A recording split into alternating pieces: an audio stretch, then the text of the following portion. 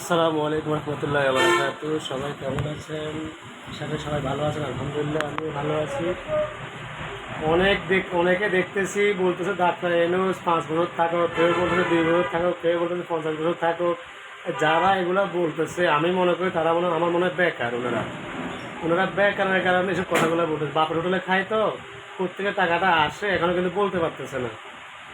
আমাদের কথা হচ্ছে যে ডাক্তার ইউনূস সাহেব উনি ভদ্রলোক, উনি ভালো লোক, আমরা সবাই জানি। কিন্তু উনি আসছে যে আমাদেরকে সমস্যা করার জন্য। কিন্তু সমস্যা যেগুলো করার দরকার সেগুলো এখনও হয় নাই, এবং কি এখনও জিনিসপত্রের দাম এখনও কমে নেই। যেটা কমছে এটা কোনো কমার ভিতরে পড়ে না।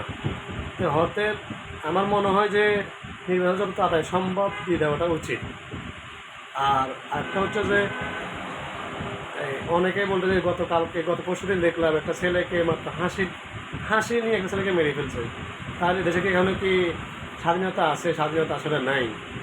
আসলে এই যে মেয়েগুলা ইয়ে ঝামেলা করছিল, ওই মেয়েগুলো এখনও কিন্তু ধরা পড়ে নাই। ওই মেয়েদেরকে খুঁজে রাস্তা সবার মাঝখানে রাইখা পাথর মারে ফেলার দরকার। আর আশা করি সবাই কিন্তু নিরপেক্ষ নির্বাচনের সব অপেক্ষা করতেছে। আমাদের ম্যাডাম বেগম খালেদা জিয়া অনেক কষ্ট পাইছে, যেটা বলার মতো না।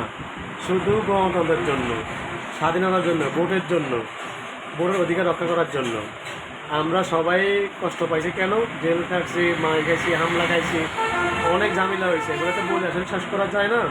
অনেকভাবে নির্যাতিত হয়েছে আমাদের দলের বিএনপির নেতারা বা কর্মীরা।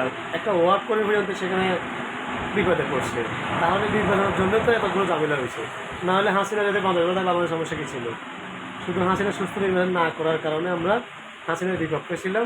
হাসিনার বিপক্ষে থেকে আমরা এই আন্দোলন করছি। তো এখন যদি আবার আন্দোলন করতে হয়, নেতারা যদি ডাক দেয়, অবশ্যই আমরা সবাই রাস্তায় নেমে যাবো, অবশ্যই। এতে কোনো ভুল নাই। আর আমাদেরকে খেলা শেখাবেন না, খেলা আমরা অনেক আগ থেকে জানি, খেলা আমরা করতে জানি। তবে আমরা চাই উনি ভদ্রলোক, উনি ভদ্রভাবে নির্বাচন দিয়ে দেয়। তাহলে দেশের মানুষ শান্তিতে থাকুক।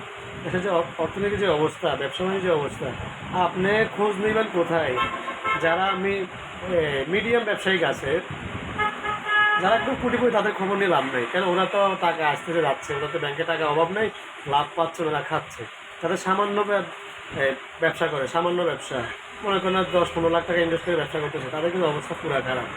অনেকে আছে, এই যে আমাদের আশেপাশে অনেক দোকানদার আছে, ওগুলো সবাই বলতেছে ব্যবসা বাণিজ্য অনেক খারাপ। তাহলে এই ছেলেগুলো যে বলতেছে, লোকগুলো যে বলতেছে ডাক্তার ব্যবসা 50 বছর থাকে, 5 বছর থাকো, এদের আসলে মাথার ডিস্টার্ব আছে আমার মনে হয়।